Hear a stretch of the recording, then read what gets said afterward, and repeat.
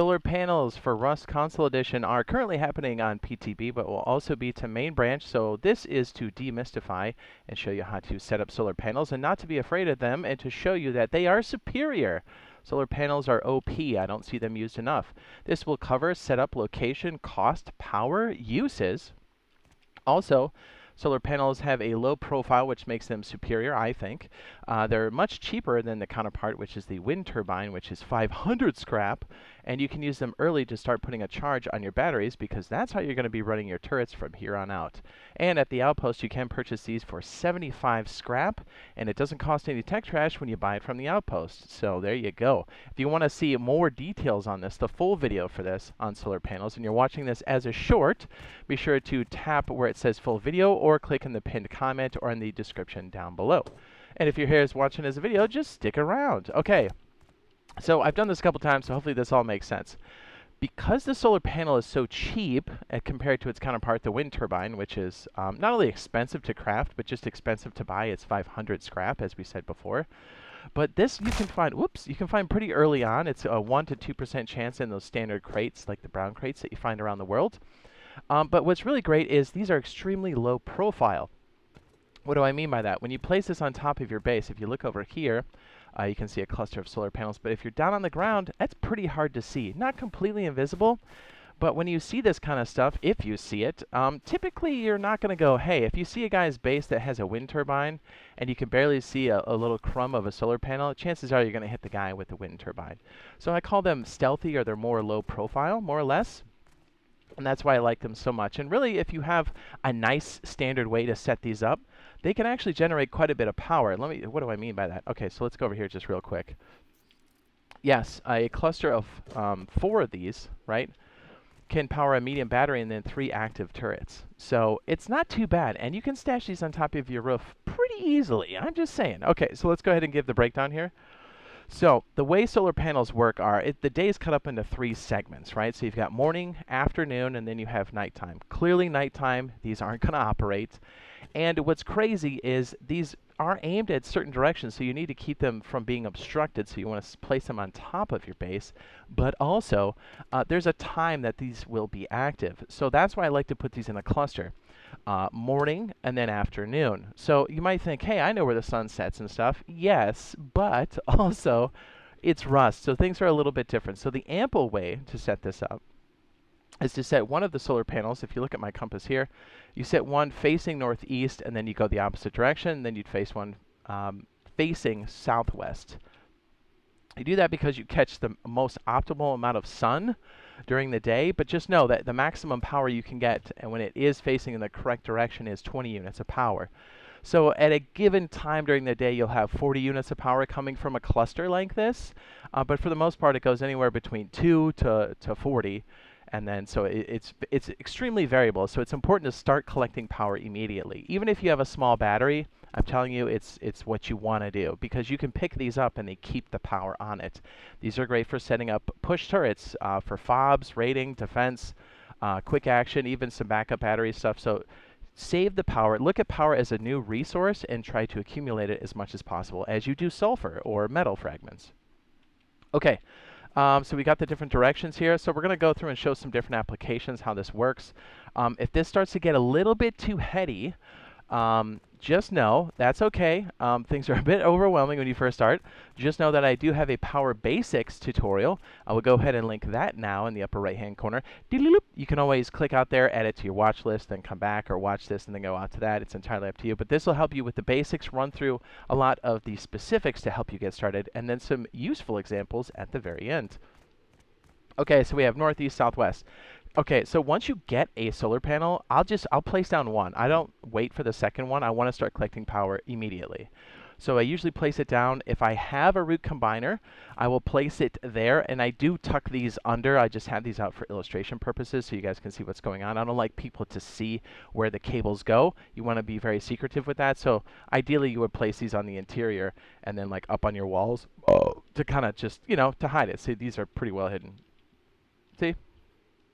So you just want to tuck them away. And people can't destroy the cables, they can destroy the objects they go into. So solar panels or your root combiner. So one of the reasons why you want to hide the root combiner is because they can damage it. Also, people can damage solar panels, and it will affect how much power is being taken in, but it takes a lot to destroy one, and it's usually not worth it. In the same way you can destroy a hard side wall, but it takes so long, it's just not worth it. So if you do have a damaged solar panel, be sure to come outside and whack it with a hammer, and you have some high quality to make sure that your power goes back up to maximum. Okay. So once I have a solar panel, then I connect it to a root combiner, and then I plug it into a battery, and then you'll get a slow trickle. Right now, we're getting a combination 20, because right now we don't have maximum coverage, because I think this wall might be covering some of the daylight. But that's okay.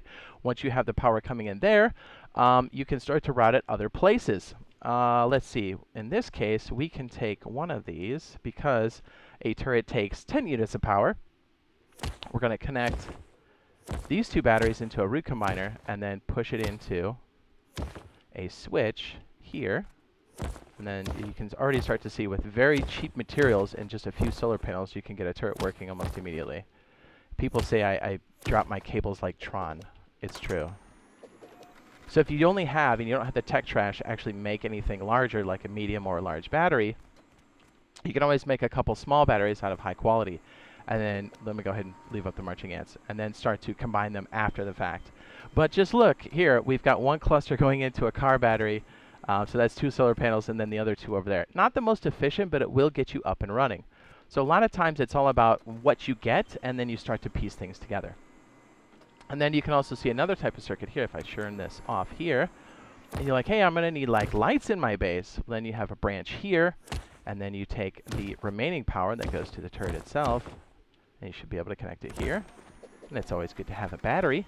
You can see our light here. So then you can also shut off this, and your drain on the battery should be a lot less than what it typically is. Look, we have 3 units of power draining off of here. And if you're like, man, that math doesn't calculate, remember, we got that Rust Basics, man. It's going to help you out tremendously. Because you're like, how does this calculate? What's going on? So also, something to keep in mind is I always tell people to just get familiar with solar panels and medium batteries first, then upgrade yourself to wind turbines. But you can always use these even mid to late game, even if you've got these bad boys, because you can mix power sources. That's right. So even here, we have a medium battery. Let's go ahead and plug in. We would normally have this cable here, and we can just plug it into a battery. And yes, that's going to charge it. Oops. Power in. And that's going to charge it. If you look at the, see it's slowly going up, or it should be. Do we have power coming in there? Okay, there we go. 23 units of power. See, it's 101. It's going to go up slowly, like very slowly. Come on. There you go, 102.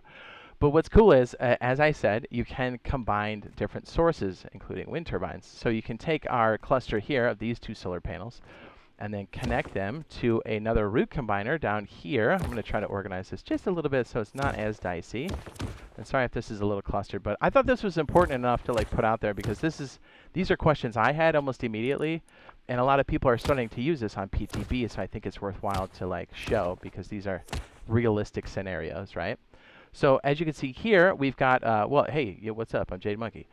You can see that these combine here, go into this root combiner, which is currently taking 24 units of power from the sun, and is throwing out 24 units of power into this battery. So yes, it is charging. So we could connect a wind turbine, but you can also connect this little guy here that you can also buy at the outpost. Is a small generator. It is powered by low grade. And, oh, you know what? I didn't have it in there. So if you turn this on, so now from this yellow line, we now have 40 units of power coming in here, 25 from the sun, with a combined of 65 going into the battery. And the maximum for a medium battery is 200 units of power, and anything beyond that's going to be a waste. But right now you can see our battery's charging much faster. See, it's going 129, 130, and those are Rust watt minutes. So yes, always use those solar panels. As soon as you get them, be sure to throw them up. Start to accumulate power. Even if it's on a small car battery, it's going to be worth your while. You can always use this to step up and add for fobs, extra turrets, because you can no longer just go down and place turrets and just say, hey, this is magically going to work, because they have a runtime.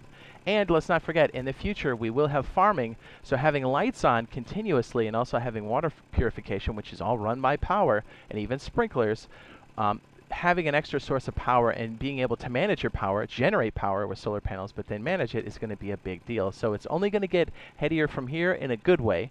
So mad excited about Power Surge and solar panels. Hope you guys find it useful. If you guys are wondering about custom servers in 2023, according to Double 11, that is going to occur. So I will throw that up on the end screen now. Doodle-loop. And we'll see you guys in the next one. Be sure to drop a like and a subscribe if you found it helpful and useful. And we'll see you in the next one. Love you. Bye.